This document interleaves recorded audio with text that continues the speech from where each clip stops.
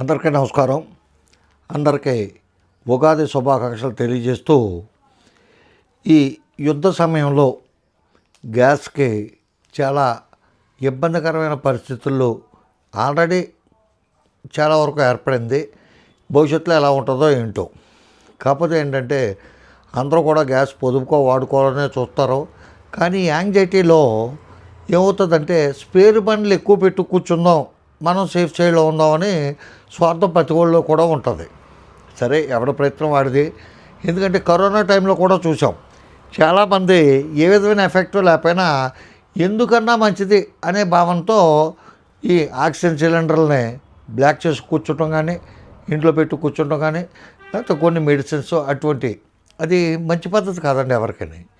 ఇకపోతే ఏంటంటే ఇప్పుడు ఒక సమస్య, అది సంక్లిష్టమైన సమస్య, అది కరెక్టో కాదో కానీ ఒక విధంగా ఆలోచించవలసిన పరిస్థితి. ఇంట్లో గ్యాస్ బండ్ ఉంటే మన కుటుంబ సభ్యులకి ఆకలి తీర్చడానికి మన వంటకి, కూరలకి, వాటికి సరిపోద్ది. కొంచెం క్లుప్తంగా వాడుకుని అన్నం అది వండుకోవడానికి కరెంటు పొయ్యిలు అవి వాడుకుని, లేకపోతే కరెంటు కుక్కర్లు వాడుకుని మెయింటైన్ చేస్తే కొంచెం ఇబ్బందికర పరిస్థితి తలెత్తదు. ఇకపోతే ఏంటంటే ఫ్యామిలీస్ ఉన్న వాళ్ళకి, ఇల్లు ఉన్న వాళ్ళకి, లేకపోతే వాళ్ళ పొరుగురులో అద్దుకున్నా ఎక్కడున్నా కుటుంబాలు ఉన్న వాళ్ళకి పర్లేదు.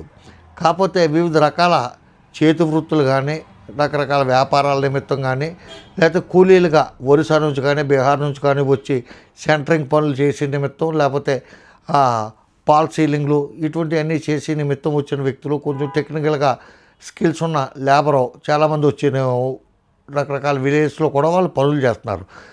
వాళ్ళకే బయట నుంచి తెచ్చుకుంటాం, ఏదో రైస్ వండుకుంటాం, లేకపోతే బయట నుంచి కర్రీస్ తెచ్చుకుంటాం, అటువంటి పరిస్థితి. ఇప్పుడు ఏమవుతుందంటే ఈ గ్యాస్ బండ్లు టైట్ వస్తాం వల్ల బయట కాఫీ హోటల్స్, అలాగే చిన్న చిన్న బళ్ళు పెట్టి అమ్మే టిఫిన్ హోటల్స్, ఈ భోజనం హోటల్స్, పలావ్ సెంటర్లు ఇటువంటివన్నీ కట్టేస్తున్నారు. అది కొంతవరకు, ఎందుకంటే వాళ్ళకు వచ్చే ఇబ్బందులు, వాళ్ళ గ్యాస్ దొరక్క అటువంటి. ఇంకా కొన్ని కారణాలు ఏం కనపడుతున్నాయంటే ఎప్పటి నుంచో కూడా ఈ రోడ్డు పక్కన, షాపుల పక్కన ఏదో చిన్న బండి 4 చక్రాలు, ఆ చక్రాల గాలి ఉండదు, ఆడు ఒక ప్లేస్ కోసం అది పెట్టుకుంటాడో, పొద్దున్నే వస్తాడో, అక్కడే ఇడ్లీలు వేస్తాడు, అక్కడే దోశలు వేస్తాడు, అమ్ముకుంటాడు, 10-11 అది క్లియర్ అయిపోయాక అంతా శుభ్రం చేసుకుంటాడు, వెళ్ళిపోతాడు.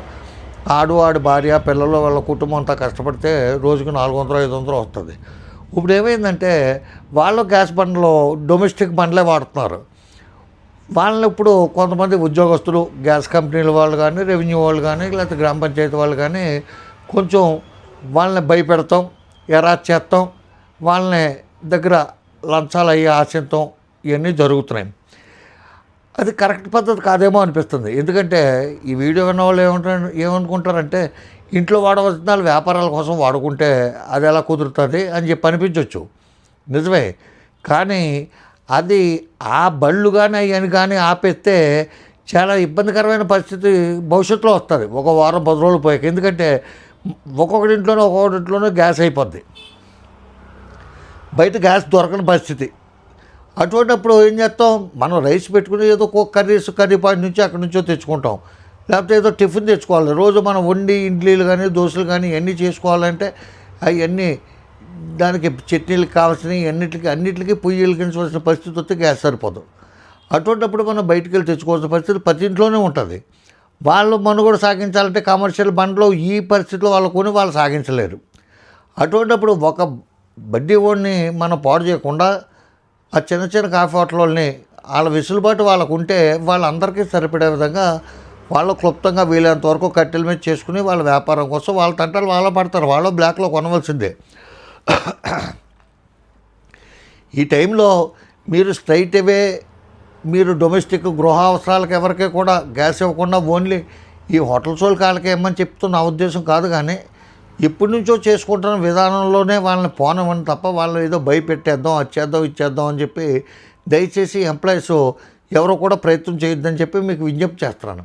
ఎందుకంటే కొన్ని సమయాల్లో చూసి చూడనట్టు పోనవాళ్ళే. మేము పోనవట్లేదా? మీలో ఎంతమంది లంచగొండలు ఉన్నారో, ఏ డిపార్ట్మెంట్లో, గ్రామ పంచాయతీ కాడ నుంచి, ఎంఆర్ఓ ఆఫీస్ నుంచి, ఎండిఓ ఆఫీస్ నుంచి, పోలీస్ డిపార్ట్మెంట్ నుంచి, ప్రతి శాఖ నుంచి, ఎక్సైజ్ డిపార్ట్మెంట్ నుంచి, ప్రతి శాఖలోనే, అన్ని శాఖల్లోనే లంచగొండలు ఉన్నారు. అన్ని శాఖల్లో అందరూ లంచగొండలు అంట్లా. మళ్ళీ ఇప్పుడు ఏదో కామెంట్లన్నీ పెడతారు. అన్ని శాఖల్లోనే మ్యాక్సిమం లంచగొండలే ఉన్నారు. లంచగొండలు లేని వ్యవస్థ అంటూ ఏదీ లేదు.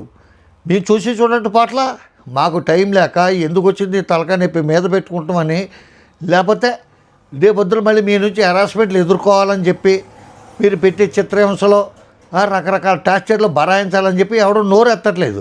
అది మీకు అలసైపోయింది. ప్రశ్నించేవాళ్ళు లేకపోతే కాళోజీ నారాయణరావు లాంటి వాడు ఎంత ఎంత ఎంత ఎడ్యుకేట్ చేసినా, శ్రీశ్రీ లాంటి వాళ్ళు ఎంత ఎడ్యుకేట్ చేసినా ఎవడో ప్రశ్నించట్లేదు. ప్రశ్నించేవాడే నాకు ఆరాధ్యుడు అన్నాడు కాళోజీ నారాయణరావు. ఆయన ఏం చెప్పాడు, ఆ ప్రశ్నకు సమాధానం దొరికితేనే నాకు ముక్తి మార్గం అని చెప్పి అన్నాడు. కానీ ఎవడో ప్రశ్నించట్లా.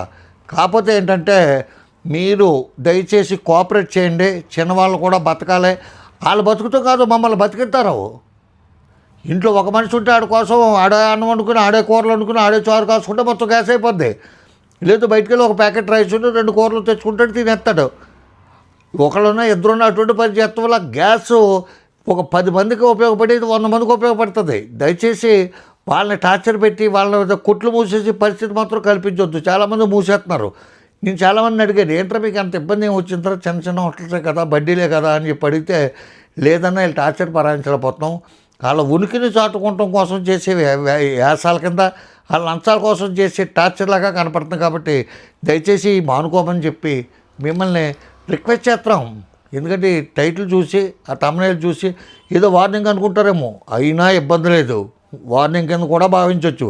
ఎందుకంటే కొంతమందిని ఆల్రెడీ నేను ఒక ఆర్ఐ గారిని ఇంకా కొంతమంది పేర్లు అయ్యి నేను నోట్ చేసుకుని కూర్చున్నాను. ఇది అయిపోయిన తర్వాత టార్చర్ అంటే ఏంటో, మీరు లంచం కోసం మీరు ఎలాగ పెట్టారో అలాగే మీ దగ్గర నేను ఆర్టీఐ ద్వారా కానీ, లేకపోతే రకరకాల విధాలుగా కానీ మీ ఉన్నతాధికారులకి కంప్లైంట్ చేయటం కానీ, లేకపోతే మీరు చేసిన పనులేంటి, మీరు చేయకుండా వదిలేసిన పనులేంటి, నేను ఎన్ని కంప్లైంట్లు ఇచ్చాను ఎంఆర్ఓలకు కానీ, పోలీస్ డిపార్ట్మెంట్లో కానీ, నా ఫోన్లు ఎత్తన సన్నివేశాలు ప్రతిదీ రాస్తుంటాను. నాకు ఒక జబ్బు ఉంది, యూట్యూబ్లో చెప్తే కాదు, ఒక డైరీ పెట్టుకుంటాను, ఆ డైరీలో రాస్తూ ఉంటాను. అన్ని రకరకాల డైరీలో రాస్తాను, రకరకాల సన్నివేశాలు అవన్నీ తీస్తాను. తీసి ఇంతకింత మీకు చుక్కలు కనపడతాయి అంటారు చూసారా, చుక్కలు చూపిస్తాను. ఇది వార్నింగ్ అనుకున్నా ఏమనుకున్నా నాకు ఇబ్బంది లేదు. ఎందుకంటే చావు బతుకుల పోరాటం ఇది. యుద్ధం జరుగుతుంది ప్రపంచంలో, ఏ క్షణంలో ఏం జరుగుతుందో తెలియదు. కరోనాలోనే ఇలాగే కాల్చుకు దబ్బారు జనాలందరినీ కూడా. ఓ పక్కన డాక్టర్లు, నర్సులు, హాస్పిటల్స్లో కొంతమంది ప్రాణాలకు తెగించి సర్వీస్ చేసిన వాళ్ళు ఎంతోమంది ఉన్నారు. గొప్ప గొప్ప డాక్టర్స్, గొప్ప గొప్ప నర్సులు ప్రాణాలు వదిలేశారు చాలామంది సర్వీస్ చేత. అయినా ఈ దుర్మార్గం నా కొడుకులు సర్వీస్ మాట దేవుడిరుగు ప్రతి అవకాశాన్ని వాడుకుని డబ్బులు తినేశారు ప్రజల నుంచి. ఇప్పుడు కూడా యుద్ధం కొంచెం ముదిరిందా మొదలు పెట్టేస్తారు. ప్రతి విషయం కూడా ప్రతి దాంట్లోనూ కూడా మొదలు పెట్టేస్తారు. ఆల్రెడీ వ్యాపారస్తులు స్టార్ట్ చేశారు. దయచేసి వాళ్ళకు కూడా రిక్వెస్ట్ చేస్తున్నాను, ఈ పాపకు కూడి తినకండి, ఈ పాపంలో భాగస్వాములు కాకండి. ఈ పాపం కర్మ అనేది పై జన్మలోనో వచ్చే జన్మలోనో కాదు, ఈ జన్మలోనే అనుభవిస్తారో.